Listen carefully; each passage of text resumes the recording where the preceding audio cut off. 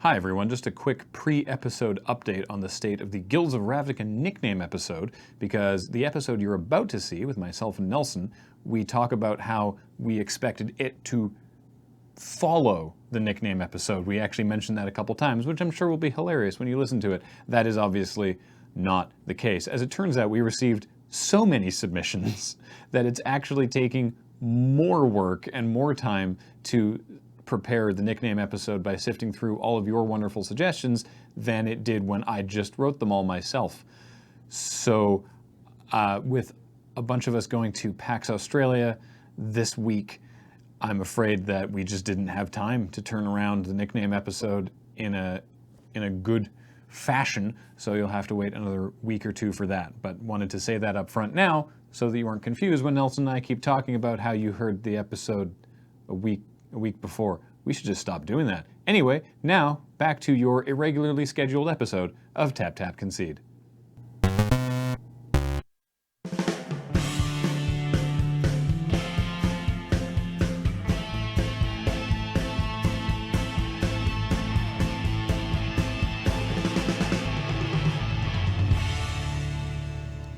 Broadcasting live from Golgari Guild Gate. This is Tap Tap Concede. The one with the upside down clock. Yeah, that one. Big clock. Nice. Hey everybody, I'm Graham. I'm Nelson. And we have a chill episode this week. We have a couple ideas of what to talk about, but who knows what else it will be. We're just going to hang out, me and Graham. Yeah, it's nice. You're going to watch it. Yeah. 'Cause we're recording this before I go away for PAX Aus. So we're trying to get all the... We're trying to bank that content. Yeah. It's a jam-packed weekend for Graham. Mm-hmm. He's a busy man. So let's crack a pack. Let's start with that. Do you want to thank our sponsors first? I do. Because I want to spin this dice for like a whole minute. I do want to. Thank you for reminding me about how to do this. Hey, Tap Tap Concede is brought to you by CardKingdom.com. Check out CardKingdom.com/LRR for your card and or kingdom needs. Mostly cards. In case you want a kingdom. Yeah, they'll ship singles anywhere in the world, sealed product anywhere in the U.S., and they're great, and their shipping is fast, and their customer service is awesome, and yeah, it's real good stuff. And, goodbye, almost got it, yep. And, of course, everything that we do is brought to you by you and your kind support of our Patreon at patreon.com/LoadingReadyRun. It's been a bit of a bumpy first minute on Tap Tap Concede here, and that's brought to you by Legal Weed, just made legal this week in Canada, October 17th. Here we go. We got... That's not, to be clear, that is a joke. It's a joke. That is a humorous jape for those of you at home. Little jokeroo there. Honestly, brief aside, I don't know what I was expecting, but I noticed absolutely nothing happening outside. There's a bunch of dispensaries in Victoria, and they all closed down on Wednesday because they were operating sort of like outside the law, but intolerance of it. And then they were like, oh, okay, now there's like a strict procedure. So it was just actually like a ghost town, and nobody did anything differently. Well, because there wasn't any sort of, there was plenty of people getting high, but no one was like going outside and hooting and hollering. I thought there was going to be a big party. That doesn't happen when you get high. Yeah, exactly. It's not a big deal. It seemed like everyone just stayed indoors. So good for them, I guess. I rolled a 15. Wow, good job, Paul. Hey, speaking of a weird start to the podcast, that light's not on. Huh. Anyway. And what better for Freaky Friday than a pack of Unstable? Terrific. Brought to us by, I don't know. Sven? Gavin? 9 Sven 6. Awesome. I don't know where it came from. Thanks, 9 Sven 6. But let's open a pack of Unstable. And Paul's going to see if he can... Oh. Let's just turn all the lights off. No, wait. It's October. We should be scary. No. Perfect. Oh. Paul's trying to use an app to Bluetooth into our... There it goes. Hey, what's up? All right, now we got light on that side of our faces. You techno wizard. Anyway, Unstable. Our first Unstable card is Spell Suck. It's 2 blue for an instant counter target spell, then assemble a contraption. Remember contraptions? Yeah, I remember contraptions. That was actually super fun. I never got one of these. This is like not bad. 4 mana for you get a contraption and counter target spell. It seems fine. I played blue-white contraptions at least once. Like there? There we go. Now you can all see Spell Suck. And this has the watermark of... Whatever the blue-white guild was. There are a bunch of machines. The agents of... I don't remember. Sneak? Thank you. Sneak. That's what it was. Oh, that's not right, is it? Oh, maybe this is the Agents of Sneak. Okay, fair enough. Yeah, because it's not a blue-white, it's a blue-black card. Okay, okay, you're right. We have a host card. We have the Stinging Scorpion, 4 and a black for a 3/2. When this creature enters the battlefield, target creature an opponent controls gets -1/-1 until end of turn. And of course, you can put an augment creature onto it, and then you can repeat that -1/-1 effect. That seems all right. Yep. Maybe pay mana for it if you put that one on. Or Wrench one of the Rigger attacks. is a 1/1 Goblin Rigger for single red mana. When it enters the battlefield, it assembles a contraption. And this has the watermark of another one of the guilds of Unstable, the ones with dynamite and bombs. That's the Goblin Explosioneers. Yeah. Nice. Yeah. We've got Crafty Octopus, Oh yeah. 2 and blue for a 1/3 Octopus Rigger. Because when it enters the battlefield, this creature assembles a contraption. And then, of course, you can repeat that when you put an augment on it. Speaking of riggers, we have a Joyride Rigger, 3 and a green for a 3/3 Goblin Rigger. When it enters the battlefield, it assembles a contraption We've got a pretty good contraption deck so far in this pack. in 3 different colors. Yeah. Ordinary Pony is 2 and a white for a 2/3 horse.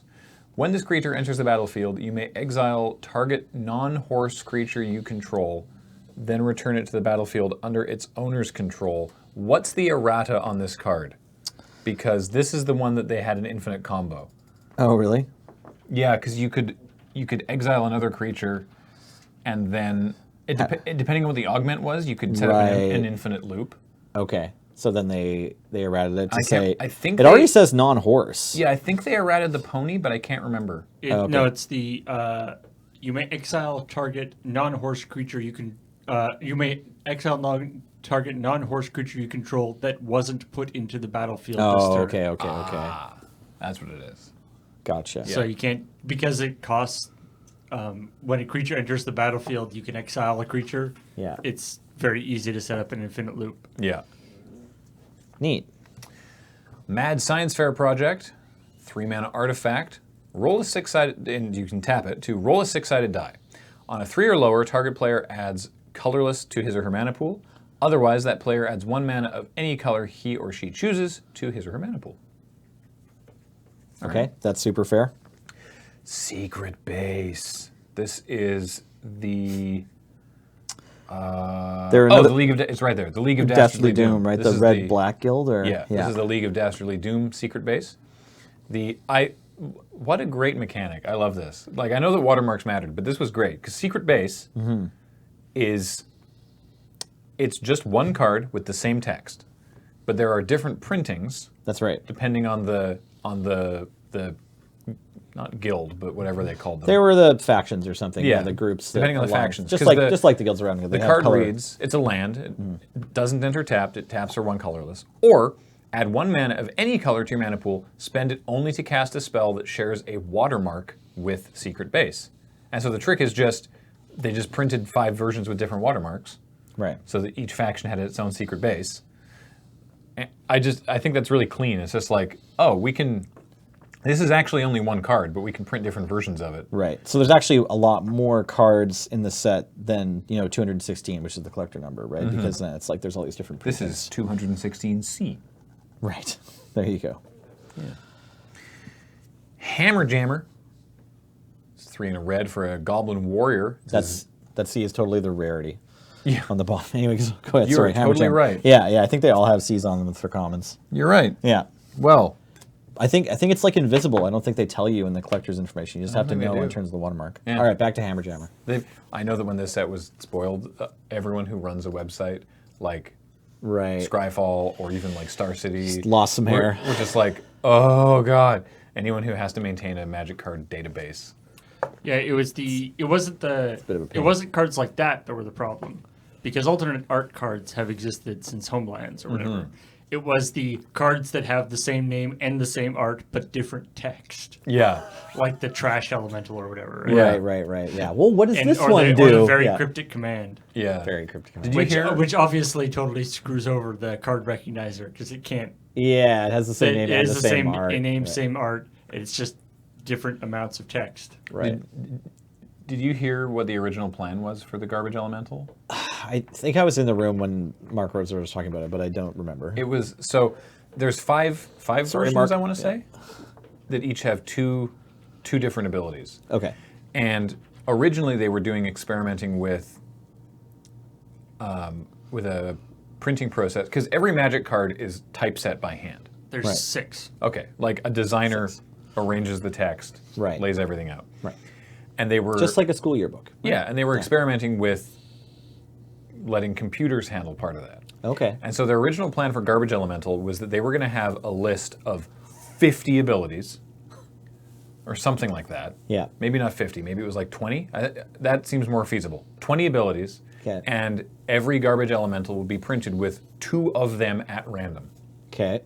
Oh, every single one that went into packs or whatever? Yeah, like yeah, it would Like be, it wasn't even a collation thing? yeah, like before printing, the computer would be like this one, and then print. So there would be, I think, a possible like 200 something variants. Right. Because that was the big thing with that they were sort of doing one of the things that they were doing that is actually like productive Right. with Unstable was Right, that it's they were experimenting, testing a lot of like the borderless printing that they did on the contraptions was first tested there before they used it in the Wastelands or? No, the masterpieces. the masterpieces, masterpieces, like the right, Ammon right, Ket masterpieces. Oh, okay. Cool. I mean, originally, like the Unglued, the original one, was the first time they ever did full art. That was the first land. yeah, They were first like, ever full oh, art that lands. actually worked. And Can we do this? Maybe it'll be garbage, right? and Let's try it. Yeah. Tokens, creature tokens as well. That's right. Those And creature the tokens. other, and the other one was doing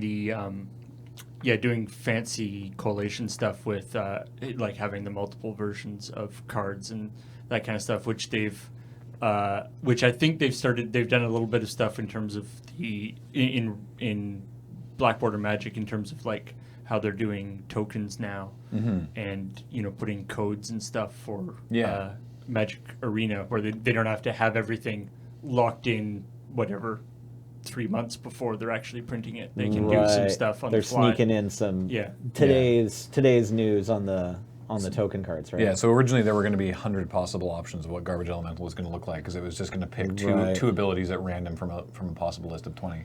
And the same thing actually with Urza's Severed Head was it was going to be randomized. Oh, you from were a just list of the abilities. Urza Planeswalker. Instead of saying go to askurza.com, it was just going to say you have these 4 abilities on your Urza. Yeah. So this Sounds super cool. That would have been sweet. I like that they were just like, go to the internet. We know you can. Yeah. Right. Let's stop kidding around. Like in '93, maybe this card would have been like a pain. But now it's just like, just get your phone out. And on the one hand, it's like, well, but then that means they have to maintain askurza.com. There's a card. I think they can do that. Yeah. There's a card from one of the old unsets that's like some sort of like Urza's hot tub party or something. Yeah, that that's a card. website's still online. Oh, cool. So Nice. So just briefly before we go to the next card, talking about Garbage Elemental more. Yeah. I've heard, but I don't know what it's called, and I don't have any more information than what I'll share here, but I've heard that there's a new TCG that Richard Garfield's working on where it's called Artifact. it's another one. Oh. There's Artifact, which is a digital Yeah. card battler, right? But there's another paper game he wants to make, apparently, or that he's been involved in some project with. Anyways, his name was tossed around in chit chat at the card shop, but I didn't find out what the name of the game is. But apparently he's trying to do this same sort of like, kind of like along the lines of Unique Collation, but it's going to be, you play this game and it has the same rules and some of the same card faces and the same fronts, and like when you're playing it, it's just like any other TCG in that respect. But to get the cards, you can only basically order like an intro pack, or like stores will have intro packs for sale, and all of the card backs will be unique. Like the you got the hot tub up there. You go. Sorry. So you'll have like all these different card backs so that you can't shuffle them together. I mean, maybe it'll be defeated by using sleeves or something, but the plan is just that everyone's deck will be like bespoke and like unique to them, and there won't really be trading. It'll just be like you can get a new deck of this game, but then that's your deck, and there's no like interacting with the cards aren't shareable or whatever. Weird. Yeah, weird, right? Huh. And I guess also do away with rarity and that sort of things. That's just the Garbage Elemental me think That definitely sounds like something that Richard Garfield constantly would want to do. pushing the limits of like what is the trading card game. Right? Yeah. Anyway, There's the hot tub. Hammer Jammer, by the way, is Okay. 3 in a red for a 0/0. When it enters the battlefield, you roll a d6, and it enters with a number of +1/+1 counters equal to the result. Whenever you roll a die, remove all the counters from Hammer Jammer, and then put a number of +1/+1 counters on it equal to that result. So it's always changing how big it is. If I recall, this was actually brutal Right. in the game. You know, in terms of actual power. This did some serious work in the draft that we did. Well, it's Yeah. slightly better than a Hill Giant to start on average, right? Like you're supposed to get a 3.5, right, on a D6. Like that's the perfectly even result or whatever is. So it's like you have almost 4/4 or whatever for 4, so that's pretty good. And then just the fact that it's going to occasionally be a 6/6, and then maybe you can use it while it's a 6/6. That's great. Yeah. Aerial Toastmaster is 3 and a white for a 3/2 flyer, and it's a cyborg. And for 3 and a white and sacrifice another artifact, Aerial Toastmaster assembles a contraption. Notably, contraptions are artifacts. So you can sacrifice a contraption. You can sacrifice a contraption to assemble a contraption. I like that there's this sort of pun here about... Is the Order of the Sprocket? Is that what this group That is sounds called? right, yeah. Yeah, it sounds right. Yeah. So it's like she's shooting toast down on her enemies, maybe, or Order just of the delivering widget. toast. Order of the the widget. Okay, yeah. Sprockets, widgets, both things. But a that were made on the toastmaster is Jetsons. also someone who, you know, yeah, makes declarations. Oh, yes. to the lovely couple. I love this card, and I never got to go off with it. Hammerfest Boomtacular. 3 red for an enchantment. Whenever you cast a spell with the Goblin Explosioneer's watermark, Hammerfest Boomtacular deals 2 damage to target creature or player. It's less music and more straightforward hearing damage. I love it. That's fun. Our rare is Oddly Uneven. Oh yeah. 3... What terrific art. Yeah. 3 white for a sorcery. Choose one. Destroy each creature with an odd number of words in its name, or destroy each creature with an even number of words in its name. Hyphenated words are 1 word for the purposes of this card. Great. Okay. Yes. I Yeah. love it. This card was occasionally Plague Wind for 5 mana. We have a beautiful full art John Avon Swamp, Gorgeous Swamp. which it really fills out the on-screen display nicely. Yep. The contraptions are a Deadly Poison Sampler, which is it's a Rare rare contraption, contraption yeah. with the Agents of Sneak. Whenever you crank Deadly Poison Sampler until end of turn, target creature gains whenever this creature deals combat damage to a player. Destroy target creature that player controls. Oofa doofa. And Division Table, which is an artifact contraption. Whenever you crank Division Table, target player loses 2 life. And we have this foil rogue token. Ooh. I don't think the tokens are in the thing, but it's a foil rogue. It's a fancy rogue. 2/2 rogue with menace. That rogue looks like it belongs to the to another card game. It looks like it's a rogue with a top hat. It is, yeah. From the Spoils Yeah. TCG. And the ad on the back of this token is an ad for Unstable. It's recursive. Yep, I see It's- that. It's very... I know that you can't see this on camera, Yeah. but it's an ad for this set. With it just goes forever. It's just a repeat of this very ad. Right, the image. Like if you held 2 mirrors up to each other. That Yeah. sort of thing. Okay. That was a pack of Unstable. Thanks, Sven. That's the rogue. There you yeah. go. There we go. Yeah, exactly. He's got like telescoping eye stalks coming out of his butt, his waist, his pants. I'm not going to think too much about it. So magic drama? What do you think? Yeah, yeah. We tend not to sort of talk about like drama here. Right. It's not something we really chase on Tap. But there's been some interesting news that Nelson and I were talking about that I thought you had an interesting perspective on being a judge. I'm a judge. Yeah, Nelson's a level Among 2, other things. a level Yeah. 2 judge. Yeah. That's not all that defines you. You know, you're a dad. You're a good person. I don't actually know a lot of your hobbies, but you work at our local game store. I'm getting all warm. Graham's convinced I'm a good person. You got a haircut. He's a judge, and yet he's still a good person. Yeah, exactly. Yeah, right. So there was an incident. It's just no one knows. There was an incident. Well, I don't know. Incident makes it sound like bigger than it was. There was an incident's correct. It's okay. There was a PTQ Yeah. at GP Denver, and it was a team PTQ. No, I think it was an individual PT. Oh, yeah, it it was was? just in the Okay. finals. Anyway, Yeah. there was DQ in the finals, which sucks, of the PTQ at GP Denver, and the circumstances surrounding it are odd, and to me, reading just the "this is what happened" explanation sounded like really crappy. And you were saying yes, but looking at it on the judge's side of things, this is the sort of the situation that we're sort of trapped in. Basically, what happened was they were discussing splitting the prizes, which you were allowed to do. Right. And sort of. Yeah. Yeah. Well, that's the thing, is that they were discussing splitting the prizes. Sort of like if we just split the PTQ, like we split the finals, and I'll get the PT invite or whatever, and you get this. The box or whatever. Yeah. The box of Magic cards or whatever. But the issue came up that during the Swiss rounds of the same tournament of the PTQ, there are prizes for placement in the Swiss rounds, and those prizes had been disseminated already, and then there was the cut to top 8. Right.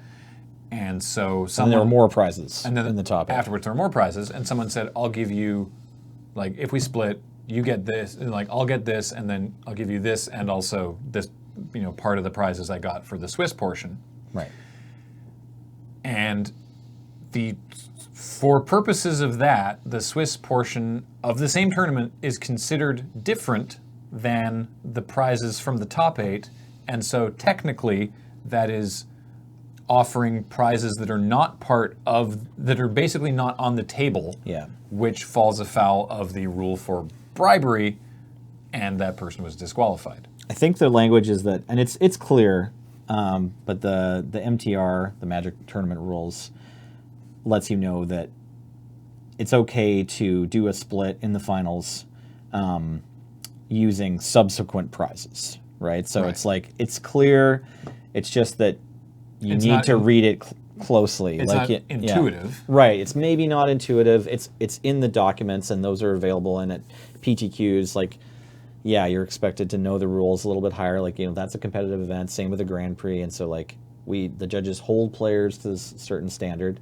That said, yeah, it's always a drag to DQ a player. It's like the judges at this tournament did the right thing. They ruled correctly, and yeah, it still sucks to kind of be in their shoes. I ran a PTQ also on day 2 of a GP earlier this year, and I took over. I was just like, I was doing other side events, and I took over, and I head judged the top 8 like once the Swiss was done. So I'm not certain, but I'm pretty sure that they handed out prizes based on Swiss standing. And the reason to do that is just so that, like, everyone who's finished now, if you didn't make top 8, you can go and get your prizes.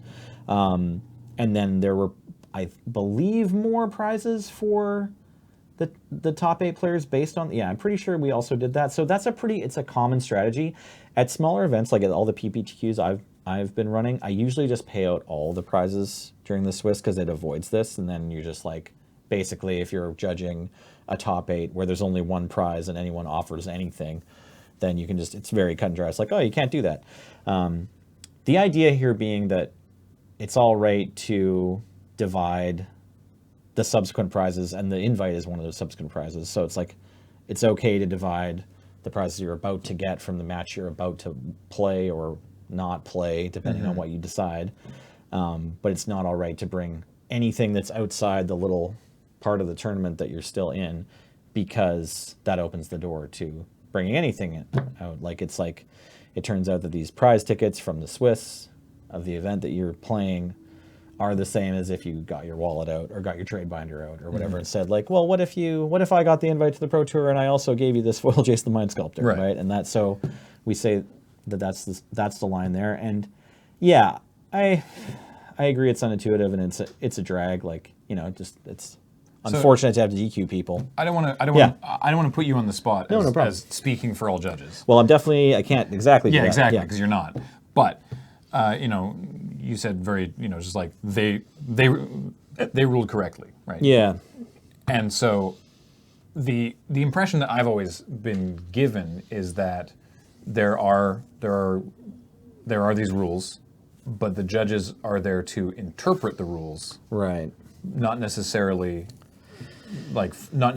follow the letter of the law in every situation, especially in situations like this where maybe there's confusion. Sure. So I'm curious. Again, this is only for yourself. I know that you're not speaking for all judges here, but I'm curious if you could expand on like they ruled correctly. Right. I think likely you could, if I'm the judge there, you know that the player who was disqualified, or you suspect at least it's your hunch, right? That they knew that what they were doing was wrong, and so like it's cheating, like bribery, and but they maybe didn't know that their opponent did, whereas their opponent would know, like, oh, if he offers me something else from outside this tournament, then it's definitely bribery. Like, we don't know what those judges were thinking, but we have to assume that if that ruling was made, then they must have believed that the players knowingly were doing this. Or is it? Yeah, or is it one of those situations or it's where just an educational thing too. Like, it's possible, you know, like I did a DQ at an F&M that was let's roll a die for who wins this one, and I think that the players who offered that didn't know that what they were doing was against the rules. Because you can't do that. Yeah, exactly. And like, it's F&M, you know, but I just wanted to make a kind of public DQ, and I'm like, oh, this is an education moment, and like, you guys wouldn't be doing this if they, like, I kind of thought like, oh, they wouldn't even be doing this if they cared about the prizes for this tournament. They just both have to go and have been paired, right? So it's like they're done with this tournament no matter what, and it's useful to, like, I think, go through a disqualification sometimes so that A, like, your player base knows you exist, and B, the people learn about the rules eventually. So when I first read about this DQ, I was like, oh, that's rough.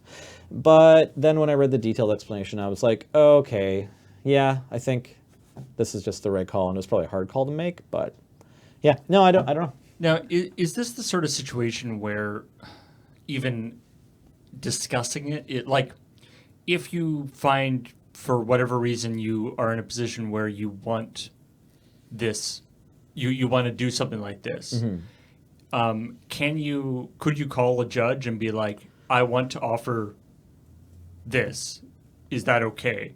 Or is even the idea that you are sort of saying that you want to do that already not good? You're in a hot seat if your opponent can hear you. Right. So you would have to do it privately. It's like, you're never going to get in trouble for calling a judge and then talking to the judge, but you need to make sure that when you're talking about bribery or, like, you know, issues around, like, when you're trying to figure out what you can and can't say to your opponent, you want to first have that talk in private with the judge. And if you're going into a round where you're going to do this thing, so it's like when you're going into the last round before the cut to the top 8, or any of your top 8 rounds where you plan to try to do a split, you want to just make sure you talk to a judge before you talk to your opponent. And then maybe you can also just bring the judge over. Like, you know, we're usually happy to tell you, like, okay, well, you can say this, but you can't say this. Or we'll usually hear you. We'll usually say, like, well, what do you want to say? So and then we'll just say, like, no or yes.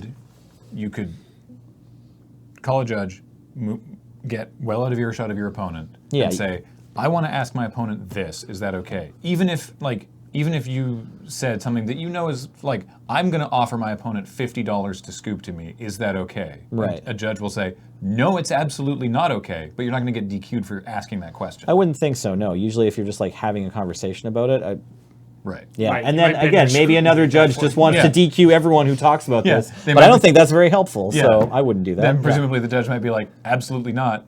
Also, I'm going to now follow you back to the table now. The judges, if they have time, usually anytime you ask them these questions, and usually they will have time because there's only, like, say, 2 people left in this tournament, so they'll usually just, like, follow you back to the table, or they'll be there anyway. They have to follow you back to that table anyway, so they are going to listen to you. But and I mean, I like to say, yes, you can always have a private conversation with the judge and ask them anything. You know, within reason, don't ask them things that are super offensive. That's generally what judges were saying in this thread as well. But it was tough because the initial thread was just like, basically presented it as they tried to offer prizes that were considered not part of this tournament.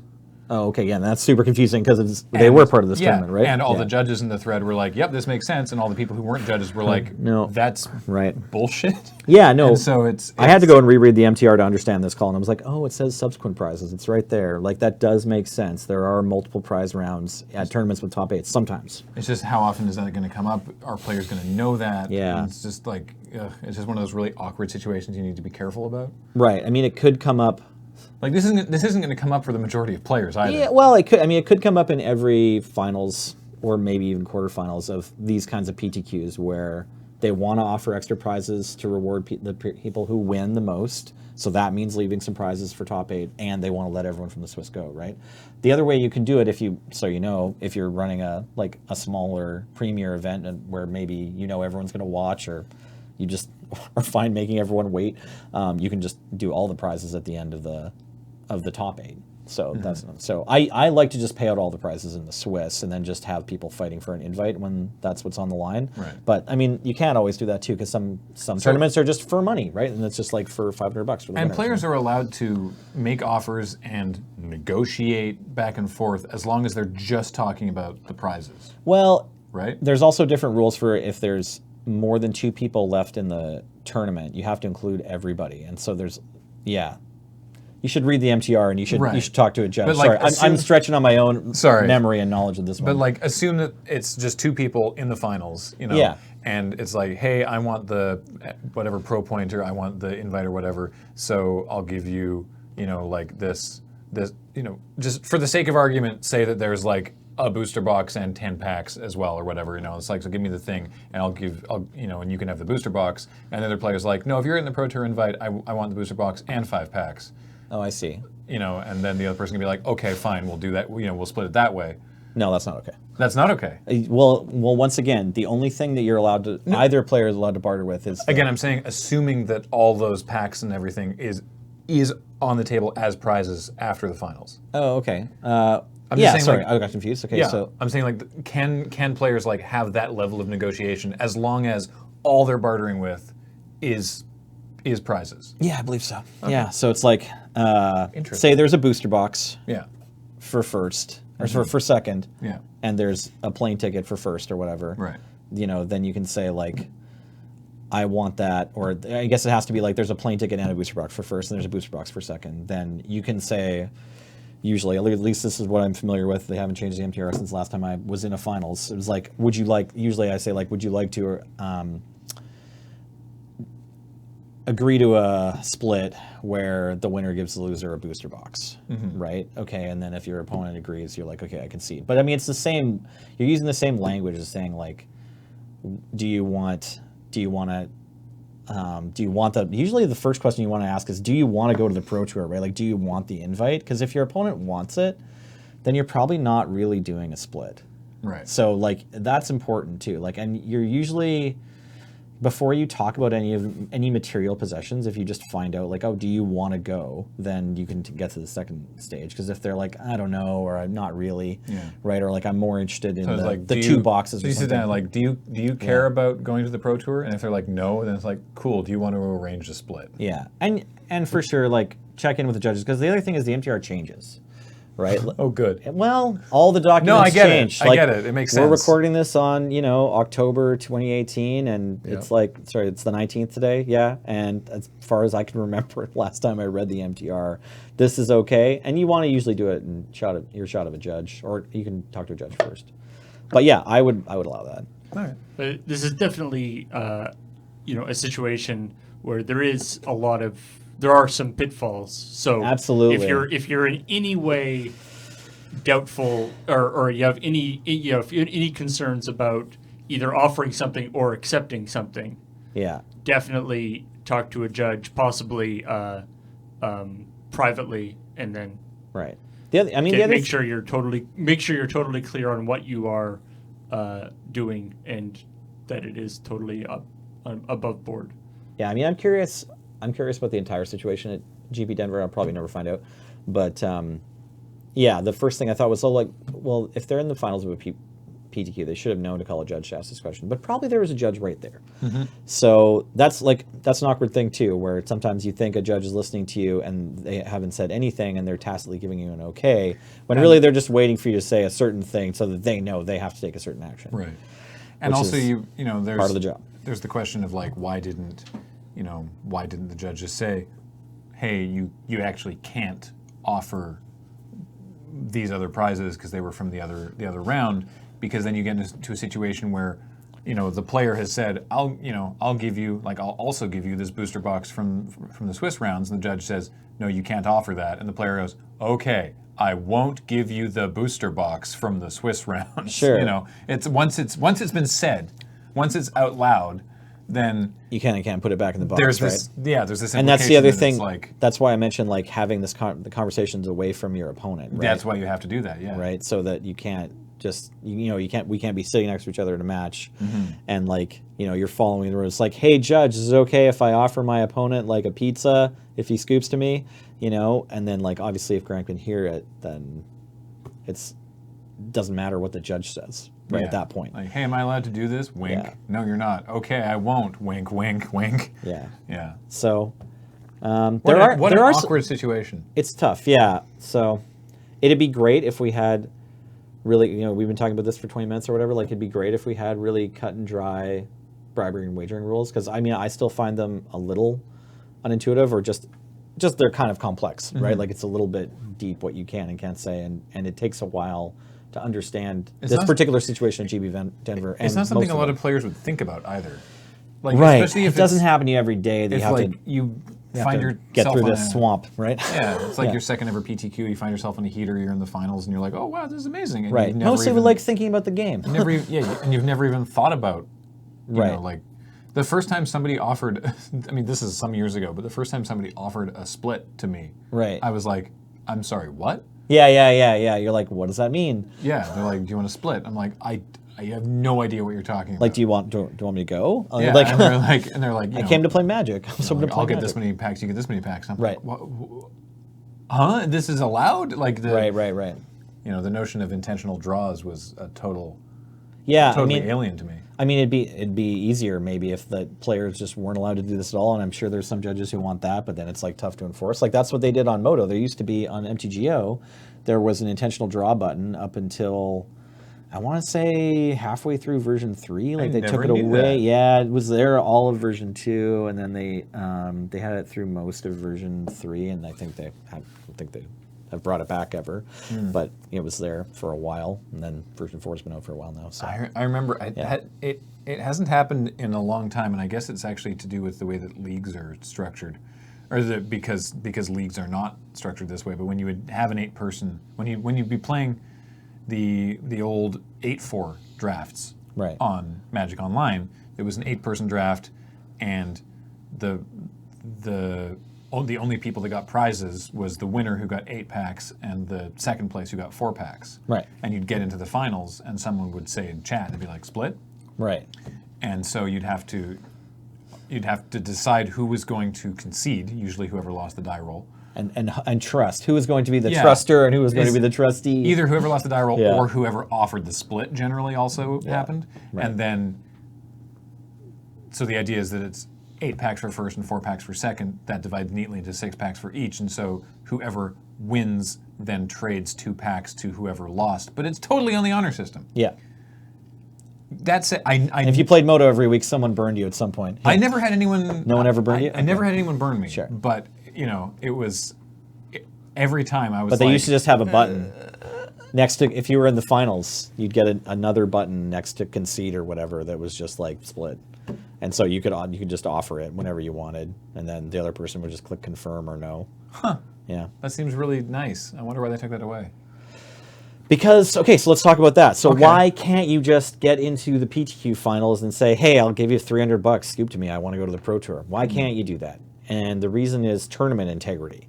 So the idea that someone can just buy their way through a Magic tournament instead of having to play a Magic tournament and win at this game of skill is the goal here. Right? So then like once you've figured out like, okay, well we want the best players at the Pro Tour, not just the richest players, right? And we want the players who are good at the game to win, and we want to celebrate those people, and that's like kind of one of the points of the tournament. It's also entertaining for everyone who plays. Obviously, it does other things, but the goal of like, advancing through the tournament, the fact that it requires these skills, means that we have to, as judges and everyone who writes the rules, they have to like enforce things down to this minutia where it's like, eventually the decision is made that they take away the split button on MTGO, right? And that even the prizes from the Swiss aren't available to to split, and and a bunch of other things. You have to call a judge, and you have to talk to a judge away from the table, and maybe they'll refine it at some point, and the MTR changes. But it's all in the name of tournament integrity. It's hoping that we're running tournaments where the winning people are the ones who were better at Magic, or got luckier. But not just had more money in their wallet to buy their opponents off. Right? So then that's a fair pivot to the other thing that we were talking about, which was the, Daniel... It's Dan Lanthier. Dan Lanthier. Yeah, Canadian pro, I believe. Yeah, who was on camera at a tournament. Was it at? I want to say it was Wizard Tower Games. I'm not sure where the tournament was exactly. Yeah, it was a Wizard Tower, So this is last weekend, I think. They were streaming some of their games, and this was a game of, I want to say, Modern. And Dan's playing Dredge. He was on Dredge, and there's a moment very clearly on camera where he cracks a fetch land, picks up his deck. As he's picking up his deck, he also picks up a Stomping Grounds from his graveyard and puts it back into his deck and finds a Stomping Grounds and puts that into play. And it was very obviously not a legal action. And his reaction to being spotted doing this, which, by the way, there's a camera on you, you idiot. But his reaction was basically like, I don't have an excuse for this. Well, he's except that he did, but he was like, whatever happens to me, that's definitely what you saw. His reasoning was that, which is the worst reasoning, and a pro should know better, so people are having some difficulty buying this explanation. His reasoning was, earlier in the game, he believed he had inadvertently dredged one too many cards into his graveyard. Right. And that this was trying to correct that earlier flaw. And that because that fetch land would only have been able to find a Stomping Grounds. So he needed the Stomping Grounds, but he was saying that his deck list did in fact have 3 Stomping Grounds, which would make this the only Dredge list to ever run 3 Stomping Grounds, apparently, so I'm told. Right.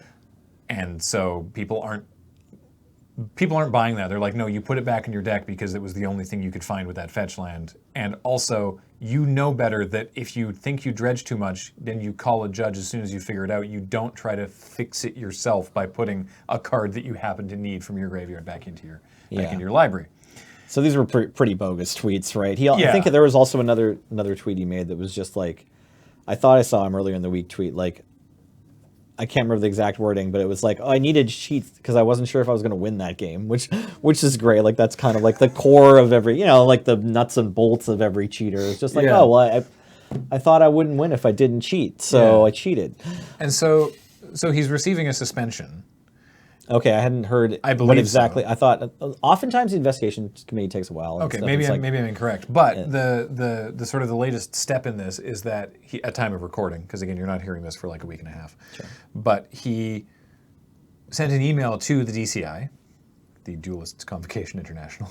It's just the DCI now. It's just the DCI just now. The Now it's 3 letters that don't mean anything. Right. But he sent an email basically being like, I don't have any excuse for what I did. You should have zero tolerance for cheaters. Right.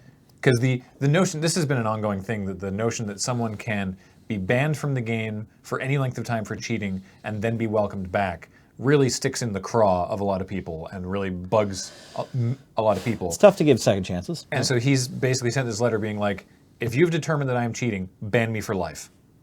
Right. Do not let me back. Like, if, make an example out of me. And he's like, not just me, any cheaters. Anyone who you have ever banned for cheating should be banned for life. I, as someone who would be banned for life under what I am asking for, is asking for this. Right.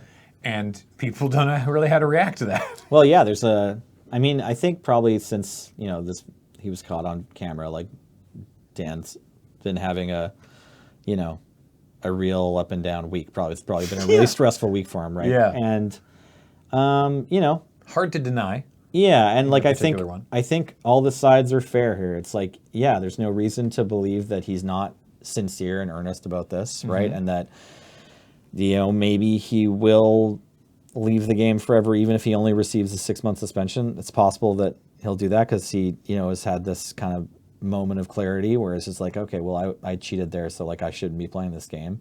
Maybe he'll enforce the thing he wants everyone to have to face himself. Or maybe he'll get a 6-month suspension and come back. And, either way, it's just like, well, you can, people aren't all black and white, right? Or, they're not all one thing or the other. It's like, it's okay if he's like done this bad cheating thing, and then also he's kind of has this valuable thing to say as well. Yeah. So I don't know. Yeah, I'm not like, I think there's a reason that we don't, or that Wizards, DCI or whatever, doesn't just hand out lifetime suspensions unless it's for like thievery or bullying or harassment or whatever. And that, a lot of kids play this game, and like I've had a bunch of kids come into FNM and they start off cheating because like that's maybe just what they were doing at home, and like they haven't played for stakes before they come to a tournament. Like they just play against their dad in the kitchen, and maybe like, I remember one of my first ever GPs. Kind of okay, I was at GP right? Vancouver, and I was sitting across from like, he must have been like 14 or something. Sure. And he was like, they don't even let you mana weave here. Right. Yeah, and exactly. I just wanted to be like, yes, because that's cheating. Yeah. Like, at least he knew that he couldn't do it. Yeah. In retrospect, I should have been like, judge? Judge. Yeah, exactly. Yeah. And I mean, the sort of zero, like this sort of blanket zero tolerance thing, there has to be some nuance to it. Like for instance, there's people who got DQ'd from the thing for the for attempting to offer the package from the other thing. Right. Is that cheating? If it is, should that person be banned? Right. Like it's like there has to be some nuance. But the idea that for, like blatant cheating with foreknowledge of that it's that it's a bad thing, and that you are clearly cheating, you tried to cover it up, you failed, people caught you, that does seem the idea that I guess the sort of subsequent bans should certainly be increased, I guess. Yeah, I think a lot of people would be happier if the DCI sort of basically had just their rule was like, if you get caught for cheating, you'll receive a ban of some amount of time. Right. And you will be allowed to return to the game. And if you're caught cheating again, then you're banned for life. Like a more standardized system? Yeah, well, because there's already been people that have been banned twice for cheating, but not lifetime bans. And people are like, what? No, they had the second chance. Right. Who's to say that they're going to come back a third time and not do it again? Sure. Right? And so there's a lot tricky. A lot of cry for that. Yeah. And I don't know, it's obviously not up to me, but that doesn't seem like a crazy idea, right? If you get caught for cheating the second time, then you shouldn't come back. We want a fair game, right? Yeah. Like everybody wants to see fair tournaments. We want to see tournament integrity, obviously. That's what all the people with all the the power over this want, and it's what the judges who are executing these rules and enforcing these rules, that's also what we want. So that seems like a reasonable step, but I'm sure there's a counter argument to it as well. I'm going to be curious to see sort of how that, I mean, by the time you're hearing this may have already been settled, but I'll be curious to see how this particular thing shakes out, especially with the the request, be like, if you're going to ban me for life. Like, is it the situation where the DCI even has sort of the systems in place to be like, okay, we'll ban you for life, or is it one of those things where it's like we can't actually do that, Well, it does strike me a little bit as like people on like forums or Discord or whatever being like, ban me, otherwise I'm gonna like come back and do bad things again. Yeah, which is kind of a weird move, but yeah. I think they have under their power like the ability to just ban someone for life, because they do it for and I think it's just they handle it case by case. But it's like, right? is the reason that they're banning him for life because he asked to be? Right. Like, can you get lifetime ban from the DCI just by asking for it? Right. Like maybe not if you ask nicely, but if you like throw a chair while you're asking, I think you probably could. Definitely right now, but. Don't do that. Yeah, don't throw any chairs. Also, I should say, we mentioned it earlier, but I just want to make it clear, because we're coming near the end of the podcast, that these are my own opinions. I am a judge, but I'm not speaking for all the judges or any of the organizations. Yeah. So, but these are my opinions. Yeah. Mm-hmm. Cool. I'm curious to see how this unfolds. Me too. Yeah. I mean, we've never had something like this. It's a weird one. Yeah, there's been a bunch of exciting stories about people cheating in Magic. People who've been banned for cheating it's been sort of a range between, like, absolutely not, how dare you, I deny this vehemently, and yeah, that I don't have an excuse, you caught me. Right, yeah. But we've never had so far to the end of like, yes, and in fact, ban me forever. Yeah, so it's a new poll. That's right. It's a landmark case, maybe. Yeah. I want to say too that like the plan of saying like, oh, we banned them for 6 months, and then like hopefully they learn, or we ban them for a set of time, and then we let them back. Yeah. And like that does work sometimes too. Like the most famous example I can think of, and not like I watch this person play all their matches, and I'm sure that they've gotten better, but I know that a lot of judges watch him because he's like a super pro. Tomohiro Saito, also big time card store owner in Japan. He was like, very publicly like DQ'd for stalling, and then given an 18-month suspension, during which he still just like sold cards and like waited patiently, and then came back and like builds tons of decks and plays a lot now, and I imagine doesn't stall.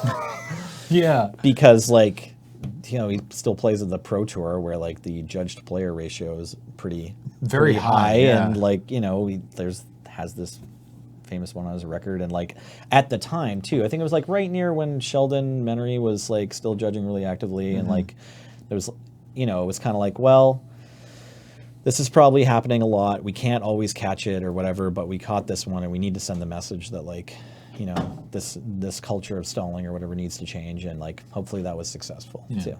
So yeah, it's a tough process though, right? Do the temporary ban, but when they come back, they have to play for a while with like special sleeves that have like bells attached to them. It's like you have to play with like the like trainer sleeves for a little bit, so everyone can see what you're doing. Well, and then once it's okay, you're good. Well, we want to make sure we don't get too much of like a shaming community, I think, right? Like that's gross too. Someone's standing behind them. Shame. Yeah, no. But I mean, if the device you're thinking of is more like an internal car breathalyzer or whatever, then maybe that makes sense. It's just like, well, here, you just have to wear these sleeves on all your decks because they'll stop you from doing that one cheat that you like to do or whatever. Yeah. We're just going to give you a little leg up here, buddy. Yeah. All right. Well, it's a kettle of fish, though, man. It really is, and I'm sure that the comments on this episode will be measured and constructive. Until next time, thank you all for listening, though, regardless, and want to send a reminder that the show is brought to you by CardKingdom.com. Check out CardKingdom.com/LRR, and hopefully you watched The Chalice last weekend, and hopefully James did well. Yeah. Or we'll have to make fun of him mercilessly, I assume. Next week, nicknames for sure. I know you've been waiting for nicknames. Actually, episodes. I think by the time they hear this, they will have heard the current production plan is that they will have heard them by now. Okay, great. So we'll hope that nicknames happens. In the past, hopefully for sure. Yeah, and this show and everything we do is brought to you by you and your kind support of our Patreon at patreon.com/LoadingReadyRun. So, until next time, I am Graham, and that is Nelson, who's putting his hat back on. And we will talk to you next time.